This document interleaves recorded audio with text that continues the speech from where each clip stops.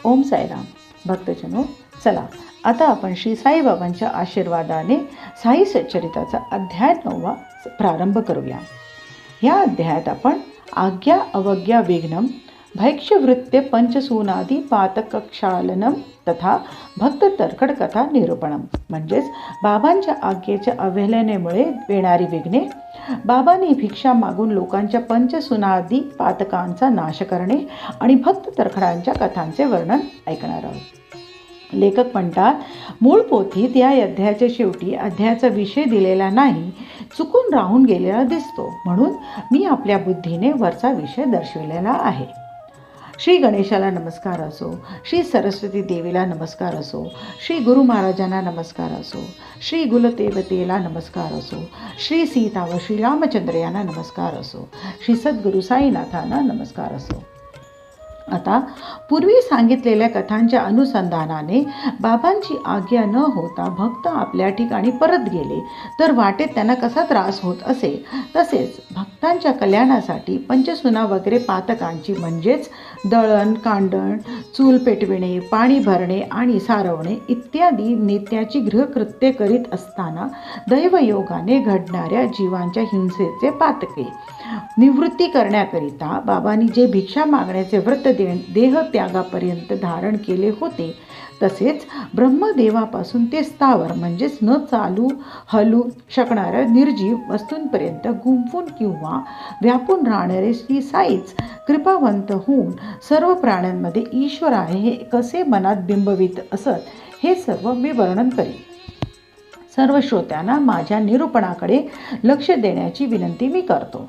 या कथा जर त्यांनी आदरपूर्वक ऐकल्या तर त्यांचे कल्याण होईल. शिर्डीच्या यात्रेचे हे एक वैशिष्ट्य आहे की बाबांची आज्ञा झाल्याशिवाय यात्रेकरू जर परत गेला तर तो विघ्नांना आमंत्रण करीत असे. तसेच एकदा बाबांची परत जाण्याची आज्ञा झाली असता जर शिर्डीत तो एक क्षणही राहिला तरीही विघ्न डोक्यावर लगेच बसत असे. याचा सर्वांना अनुभव आहेच. आज्ञेबाहेर जे जे वागले त्यांचे वाटेत हाल झाले. कित्येकांना तर चोरांनी लुटले आणि जन्मभर आठवण राहिली. भाकर तुकडा खाऊन जा असे सांगूनही जे उपाशीच घाईने निघाले त्यांना गाडी तर मिळाली नाहीच, उलट ते उपाशी रखडलेले अनेक भक्तांनी पाहिलेले आहे. असो, एकदा तात्या कोते पाटील कोपरगावला चालले होते. तेथे आठवड्याचा बाजार होता. ते तांगा उभा करून मशिदीत आले, बाबांचे दर्शन घेतले आणि येतो म्हणून पायाला नमस्कार केला. अशा प्रकारे आज्ञा घेण्याचे नुसते सोंग केले. भक्त आज्ञा घेण्याकरिता टाळाटाळ करीत, पण बाबांना वेळ कळत असे. तात्याला असा अधीर झालेला पाहून बाबा म्हणाले, थोडं थांब, बाजार राहू दे, मग होईल, गावाबाहेर जाऊ नकोस. नंतर तात्याचा फार आग्रह पाहून श्याम्याला बरोबर घेऊन जा असे ते म्हणाले. परंतु श्याम्याचे काय काम आहे असे म्हणून तात्यांनी बाबांच्या आज्ञेकडे दुर्लक्ष केले आणि टांग्यात जाऊन बसले व बाजाराला जाण्यास निघाले. दोन घोड्यात एक फार चपळ होता. त्याला 300 रुपयांचे पाठबळ होते. मोठी किंमत देऊन विकत घेतलेला होता. साऊळवीर जवळ येताच तो अति उच्छृंखल म्हणजे ताबा सुटल्याप्रमाणे अति स्वच्छंद धावू लागला. कधी चाबूक फटका न खाणारा, बाजाराला अगदी थोड्या वेळात पोहोचणारा तो घोडा पडला आणि गाडीला एकाएकी धक्का बसून तात्यांच्या कमरेत लटका भरला. कुठला बाजार, कुठले काय? तात्यांना साई माऊली आठवली आणि मनात म्हणाले, वेळेवर बाबांचे ऐकले असते तर हे संकट टळले असते. असो, झाल्या गेल्या गोष्टीला आता उपाय नाही. तसेच आणखी एकदा घडले. तात्या कोल्हार गावाकडे निघाले. टांगा जोडून बाबांना विचारण्यासाठी आले. बाबांच्या चरणांना वंदन केले आणि आता जाऊन येतो म्हणाले. पूर्णपणे बाबांची संमती मिळाली नव्हती तरी तात्या तसेच निघाले. तेव्हा पुढे काय घडले ते आता ऐका. आधीच तो टांगा जोराने धावणारा अनावरहून बेफाम भरधाव पळाला. वाटेतले खाच खळगे मुळीच पाहत नव्हता. जीवावरचा प्रसंग ओढावला होता, परंतु साई कृपेने टळला.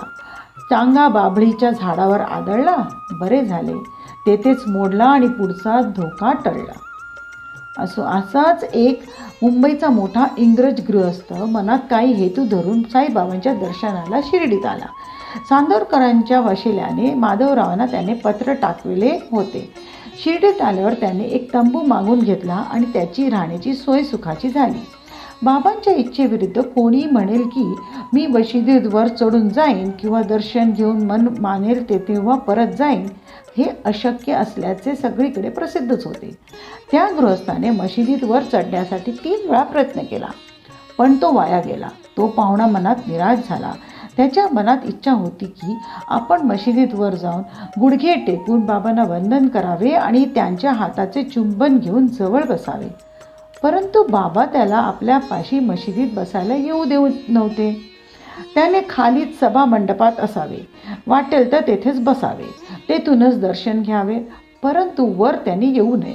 असो, पुढे तो चालायला निघाला आणि अंगणात निरोप घ्यायला आला. तेव्हा बाबा त्याला म्हणाले, जाशील उद्या, इतकी घाई कशासाठी? लोकांनी त्याला खूप सांगितले, नाना प्रकारे विनविले. परवानगी नसता जे गेले ते फार पश्चाताप पावले असेही सांगितले. होणाऱ्या पुढे काही चालत नाही. त्याच्या मनात ते पटले नाही आणि तो परवानगीशिवाय निघाला आणि रस्त्यात त्याचे हाल झाले. टांगा आधी नीट चालला, पण पुढे घोड्यांनी वाट सोडली. साऊळवीर मात्र ओलांडली. तो पुढे बायसिकल आली. टांगा एकाएकी चमकला. गृहस्थ टांग्यात मागे बसला होता. त्याचा तोल जाऊन तो एकीकडे झुकला आणि मागे रस्त्यावर पालथा पडला. गृहस्थ घसरत घसरत गेला. लोकांनी मोठ्या प्रयत्नाने टांगा थांबविला. त्याला टांग्यात उचलून बसवले आणि टांगा पुढे हाकलला. शिर्डी राहिली एकीकडे, मुंबई राहिली दुसरीकडे आणि जिकडे कोपरगावचे हॉस्पिटल होते तिकडे टांगा वळविला.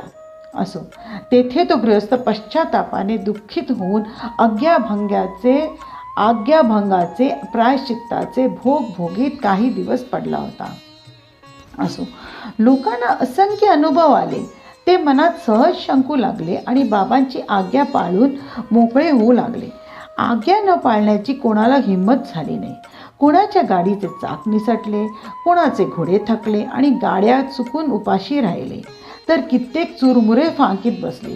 तीच ज्यांनी आदरपूर्वक आज्ञा पाळली त्यांनी भलत्या वेळीसुद्धा गाडी गाठली आणि मुसाफिरीही सुखाची होऊन जन्मभर आठवण राहिली. कोणाच्या मनात शंका येईल की वर्षानुवर्षे भिक्षा मागण्याची बाबांना का बरे आवड होती? तर त्या शंकेचे निरसन आता ऐका. बाबांची वागणूक व राहणी पाहिली तर त्यांना भिक्षाच मागणे योग्य होते. तसे करून लोकांना गृहस्थाश्रमाचे कर्तव्य पाळण्याचा आनंद देऊन त्यांचे हित ते साधत असत. काया वाचा चित्त व वित्त हे सर्व साईचरणी समर्पित करणारा एकनिष्ठ भक्त साईबाबांना फार आवडत असतो. गृहस्थ आश्रमीच्या घरात जे जे अन्न शिजविले जाते त्या अन्नाची घरातील मुख्य पुरुषाने संन्यासी व ब्रह्मचारी यांच्या प्रीत्यर्थ आधी अग्नीत आहुती द्यायची असते. म्हणजेच अथवा प्रत्यक्ष हजर असल्यास त्यांना आदराने खाऊ घालायचं असते. त्यांना आधी आहुती व न देता जर गृहस्थाने भोजन केले तर त्याला कायिक, वाचिक व मानसिक शुद्धीसाठी चंद्रायण व्रत म्हणजे रोजच्या खाण्याच्या अन्नाचे घास चंद्राच्या वृद्धिक्षयाप्रमाणे ज्यात जास्त कमी ठरविले जातात असे एक प्रायश्चित्त घेण्याचे व्रत करावे लागते, असा शास्त्राचा नियम आहे. संन्यासी व ब्रह्मचारी यांना अन्न शिजविण्याची किंवा स्वयंपाक करण्याची मनाई आहे. ते जर तसे करू लागले तर त्यांच्या माथीसुद्धा चंद्रायण व्रत निश्चितपणे येऊन पडते. म्हणून त्यांचे पोट भरण्याची व्यवस्था शास्त्राने गृहस्थाश्रमी लोकांवर सोपविली आहे. संन्यासी कधीही कामधंदा करीत नसतात. बाबा तर गृहस्थाश्रमी नव्हते व वानप्रस्थाश्रमी देखील नव्हते. ते केवळ बाळपणापासून सर्वस्वाचा त्याग केलेले ब्रह्मचारी होते. म्हणून भिक्षा मागणे त्यांना अगदी योग्य होते. अखिल विश्व माझे घर आहे, मीच वासुदेव व विश्वंभर आहे, मीच अविनाशी परब्रह्म आहे, असे ज्याला ज्ञान झाले आहे व मनाचा पक्का निश्चय झाला आहे त्याला विश्व हेच आपले कुटुंब समजणाऱ्याला भिक्षेच्या अन्नाचा पूर्ण अधिकार असतो. नाहीतर इतरांचे कुचेष्टेचे प्रकार चव्हाट्यावर पाहावे. आधी माणसाने पुत्रेषणा म्हणजे मुले बाळे होऊन संसार थाटण्याची इच्छा सोडावी. नंतर वित्तेषणा म्हणजे पैसे कमावण्याचा लोभ व लोकेक्षणा म्हणजे जगात मानपान मिळविण्याची आकांक्षा सोडाव्या. ज्याने त्या तिन्ही आशा आकांक्षा निश्चितपणे सोडल्या असतील त्यानेच भिक्षान्न खाण्याचे मनात आणावे. नाहीतर भिक्षापात्र अवलंबणे जळोजिने लाजिरविणे हे तुकाराम महाराजांचे गाणे अर्थहीन व सारहीन होईल. साई समर्थ हे महान सिद्ध पुरुष असल्याचे सर्व लहान मोठ्यांना माहीत होते, परंतु आम्ही सदा सांसारिक आशा अपेक्षांनी जखडलेलो असल्याने त्यांच्या पवित्र चरणी आसक्त होत नसतो. असो. ओम साईराम. अध्याय 9 भाग 1 आता आपण इथेच थांबूया. पुढचं नंतरच्या दुसऱ्या भागात. ओम साईराम. या चॅनलला लाईक, सबस्क्राईब आणि कमेंट करायला विसरू नका. ओम साईराम.